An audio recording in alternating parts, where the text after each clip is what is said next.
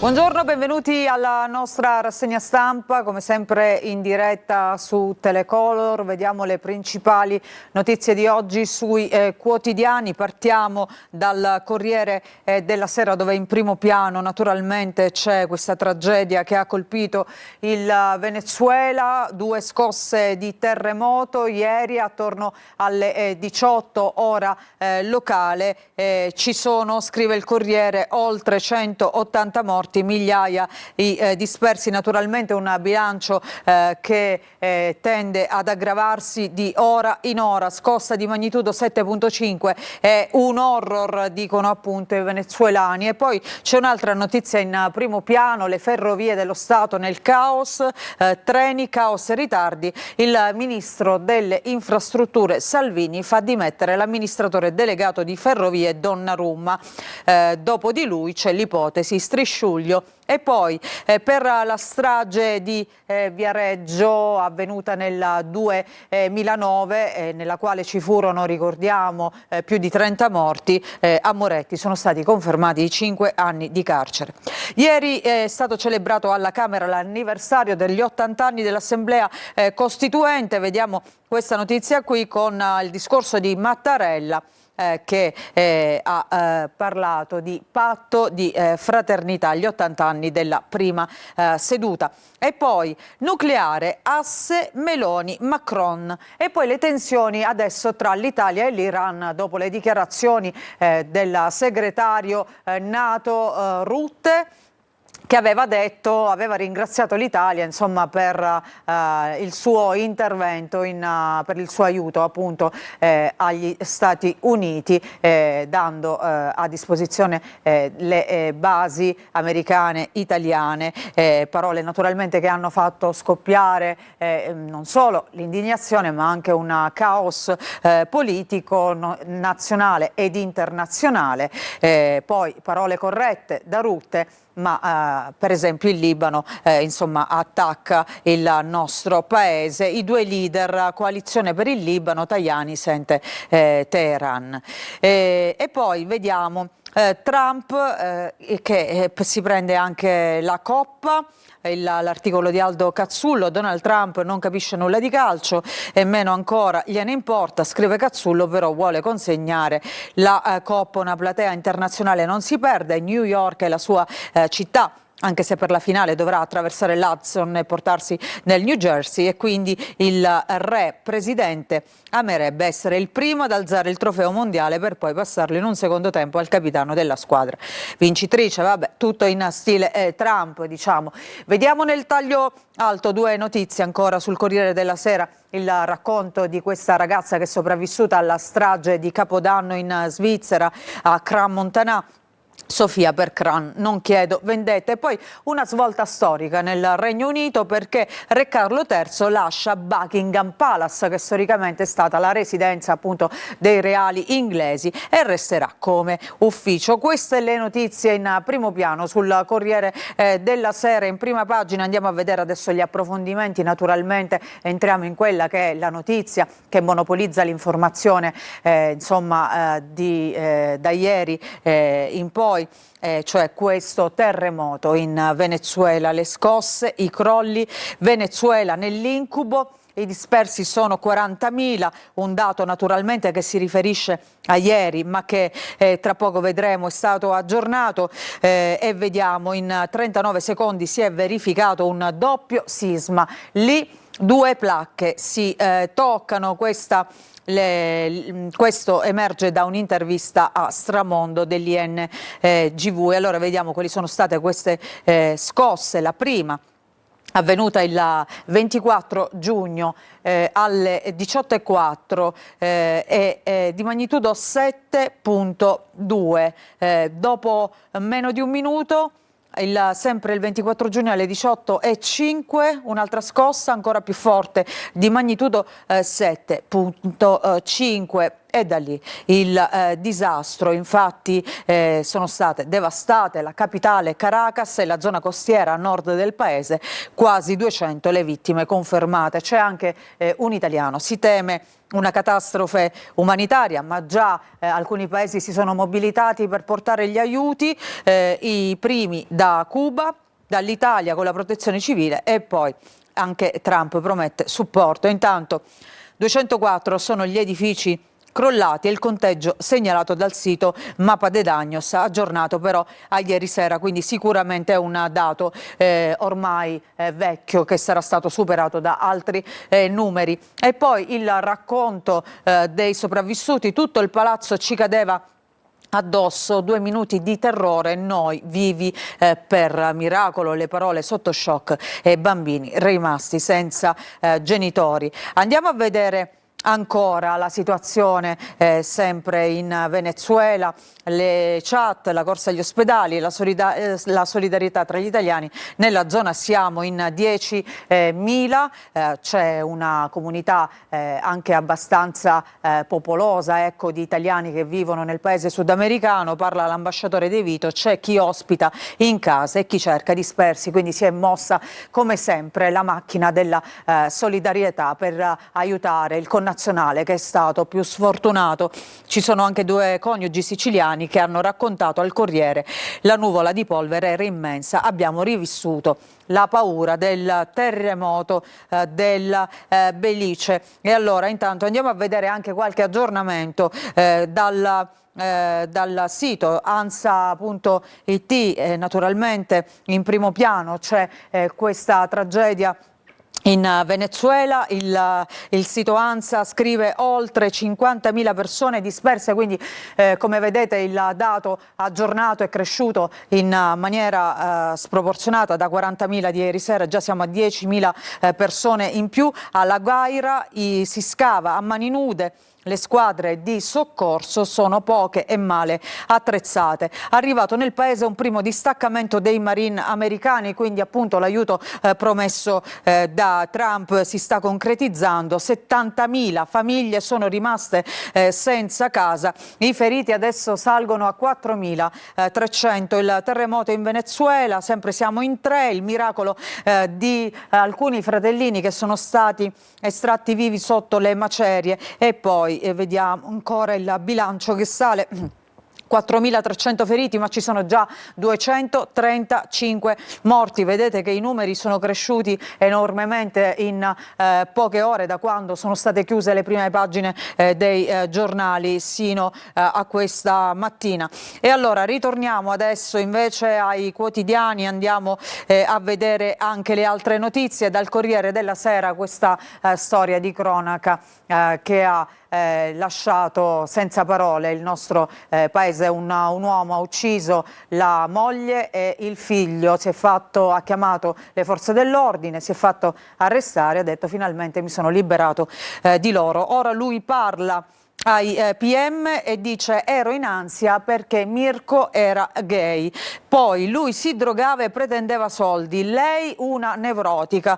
Queste sarebbero le motivazioni che hanno spinto Piero Moriconi, di 63 anni, muratore, ad uccidere a colpi di fucile nel giardino di casa la moglie Katie Andreoni, di 52 anni, e il loro figlio Mirko, di 24 anni. Questo è accaduto a Camaiore, siamo in provincia di Lucca. E si parla tanto di questo giovane perché ieri i giornali hanno riportato le frasi che lui diceva sui social, raccontando il suo travaglio per il fatto di essere omosessuale, per il fatto di non essere accettato, per il fatto di voler fare una transizione, e comunque, tra l'altro, la frase shock è stata che per mio padre è meglio morto che gay. Sembrava quasi un presagio. E Mirko, il ragazzino che pesava 150 kg, rifiutato perché omosessuale, sognava di diventare un cantante. Su questa pagina restiamo per parlare di cronaca, perché si parla ancora del caso delle 2 sorelline dell'Aquila sparite da una casa di comunità. Per 2 settimane sono state cercate, alla fine sono state trovate a casa di uno zio. Dietro questa scomparsa c'era la madre, le sorelline ritrovate, la mamma che era stata arrestata ora è fuori dal carcere. Cambiamo quotidiano, andiamo a vedere la stampa di oggi con il caos treni. In apertura Salvini che licenzia l'amministratore delegato di FS per ritardi e cantieri infiniti via Donnarumma, l'opposizione e il ministro però che se ne deve andare. E poi il pressing di Forza Italia, il via libera di Meloni prima dell'addio del manager, in pole position c'è Strisciuglio per occupare appunto questo ruolo, indagato però per la strage di Brandizzo. E poi vediamo strage di Viareggio, Moretti in carcere, proprio per rimanere sul tema. La strage ferroviaria di Viareggio avvenuta il 29 giugno del 2009, quindi siamo quasi all'anniversario, nel quale persero la vita 32 persone, ricorda la stampa. Poi c'è naturalmente la notizia riferita alla Venezuela, ecatombe Venezuela, scrive il giornale, e vediamo le altre notizie. Basi, l'Iran minaccia l'Italia, paura per le navi nel Golfo. Aiuti agli Stati Uniti, pagherete, queste le parole di Teheran. Meloni, Macron, poi asse in Libano. E poi vediamo nel taglio basso i tormenti di Mirko, questo giovane che è stato ucciso dal padre, voleva amore. I racconti delle amiche del ragazzo, freddato dal padre appunto perché gay. Vediamo ancora un'altra notizia da Il Fatto Quotidiano a proposito di questa situazione tra Italia e i paesi esteri, in questo caso l'Iran, dopo le parole del segretario della NATO Rutte. Ora Meloni scarica Rutte ma non vuole andare in aula. Le opposizioni, dopo le affermazioni, le dichiarazioni appunto del segretario dell'Alleanza, avevano chiesto subito a Meloni di riferire per spiegare appunto cosa erano questi aiuti agli Stati Uniti. Poi naturalmente tutto è stato ridimensionato parlando di normali esercitazioni, comunque diciamo voli che sono previsti dal patto. E poi vediamo le interviste. Per i voli americani era necessario il via libera delle due Camere, dice il giurista D'Andrea. Lo scopo delle missioni è rilevante, si tratta di attività a supporto di una iniziativa bellica, quindi insomma si punta il dito contro il nostro paese, ugualmente contro il governo. E poi invece il pacifista Vignarca dice: la scusa del governo è ridicola, la logistica ora decide le guerre. Le parole di Rutte sono strane, che c'entra la NATO, l'uso delle basi l'hanno deciso Italia e Stati Uniti. Una breve pausa, ritorniamo tra poco con la stampa locale, vediamo quali sono i fatti regionali, vi aspetto.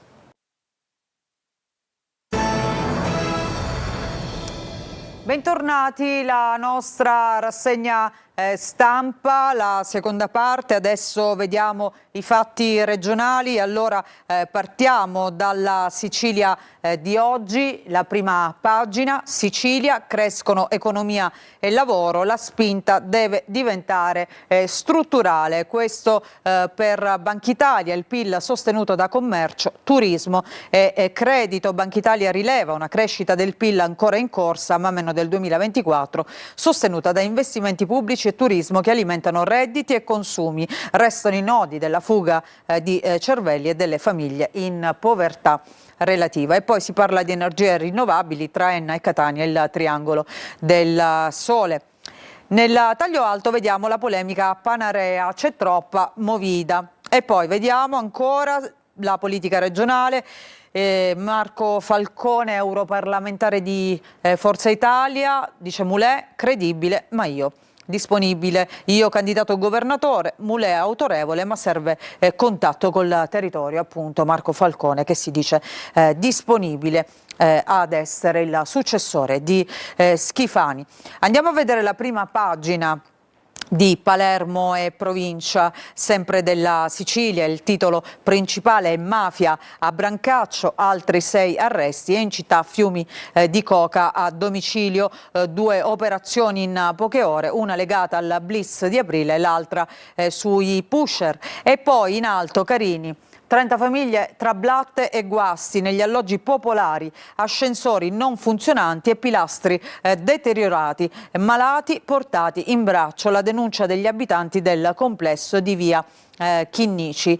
A Palermo scattano le misure per questa ondata di caldo che toccherà appunto nelle prossime ore anche la Sicilia, e quindi il capoluogo siciliano ha disposto un aumento delle attività di assistenza nelle ore più critiche per il caldo, in strada più operatori per distribuire acqua e fornire assistenza ai senza tetto.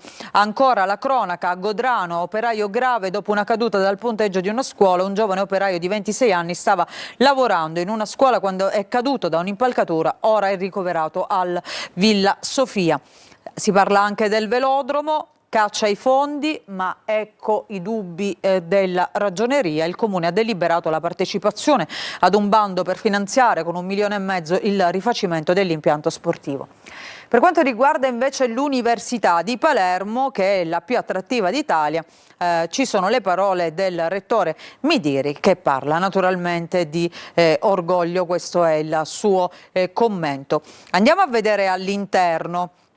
Intanto queste notizie di cronaca e vediamo questa iniziativa 20 per le donne, si fa per aiutare le vittime di violenza, numeri importanti per il progetto su larga scala dell'associazione Tamaia, che sarà finanziato ancora. E poi vediamo, aggredisce, perseguita e minaccia la ex, deferito, accade a Catania.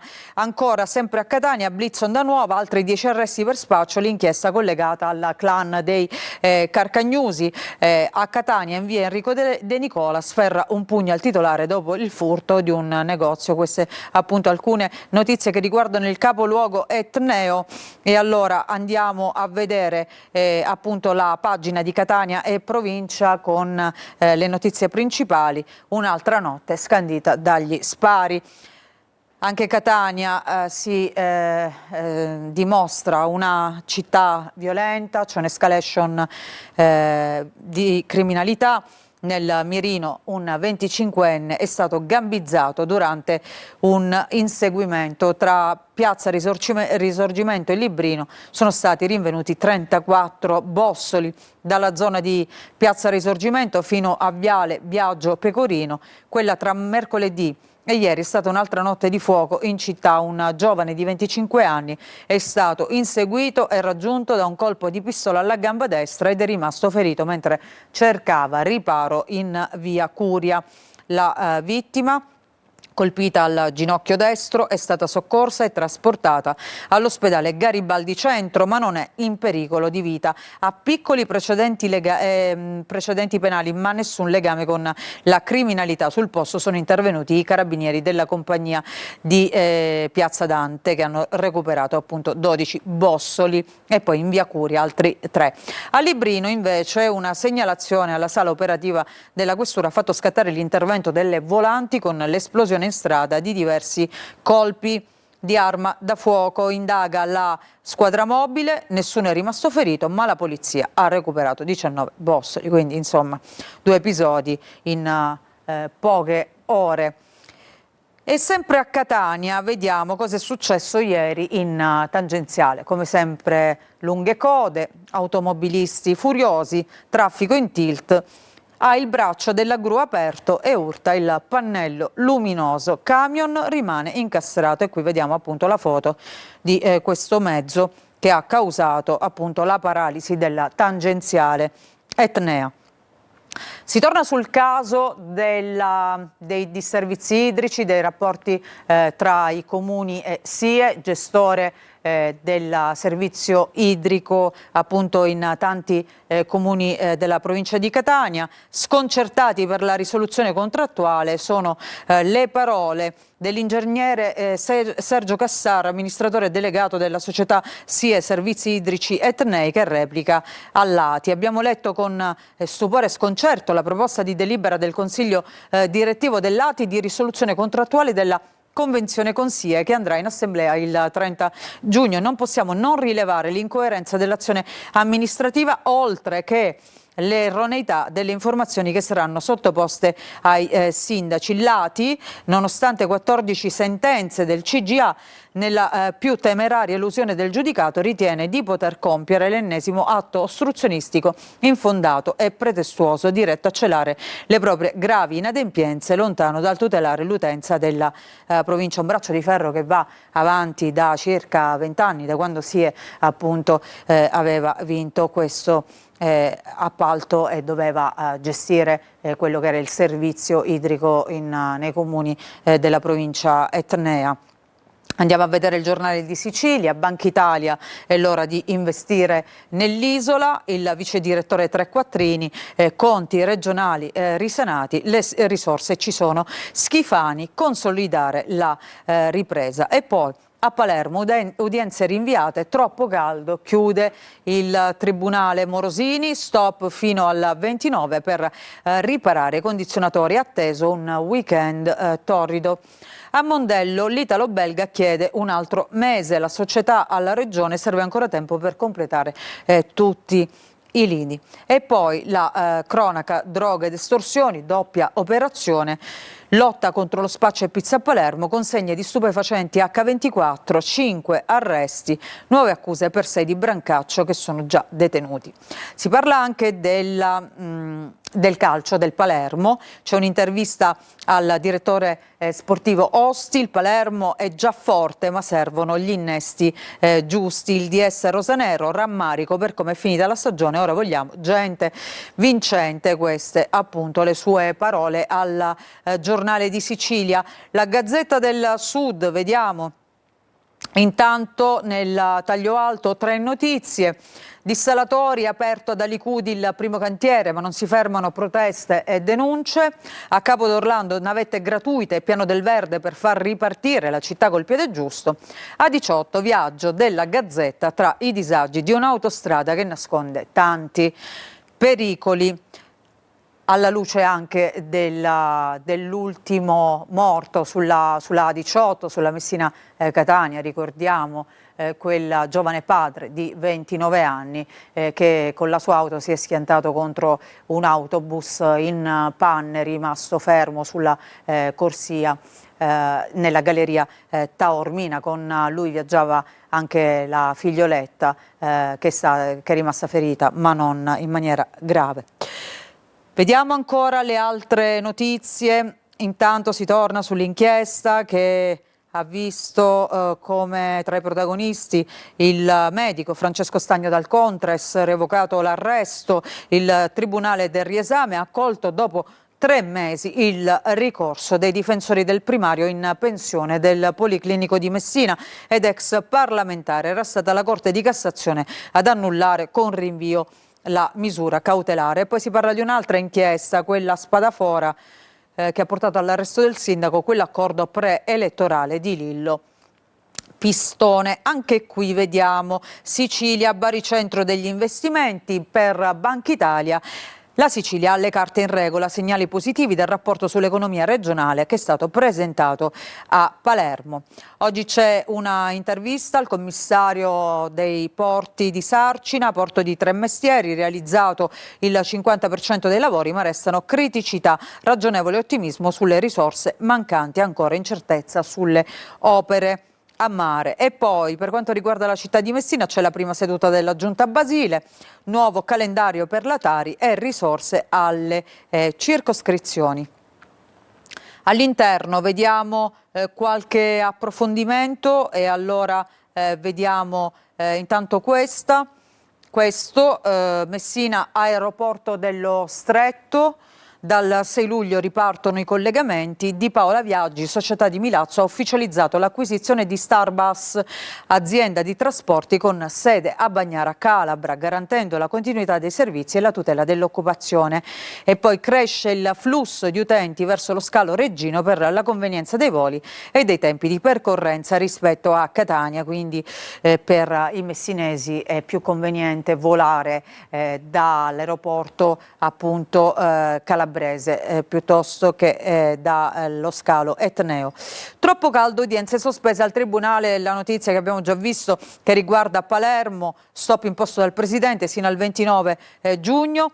E poi ci sono ancora due notizie di cronaca prima di chiudere. Intanto il caso di Spadafora, la denuncia di Venuto, l'accordo preelettorale e l'arresto di Pistone. La sindaca di Spadafora, in carica fino a giugno 2024, ha detto: sul territorio comunale clima di paura e tensione. E qui vediamo il sindaco Pistone, appunto, che è finito al centro di queste inchieste, è stato sospeso dal prefetto. E poi amianto, morì a 61 anni.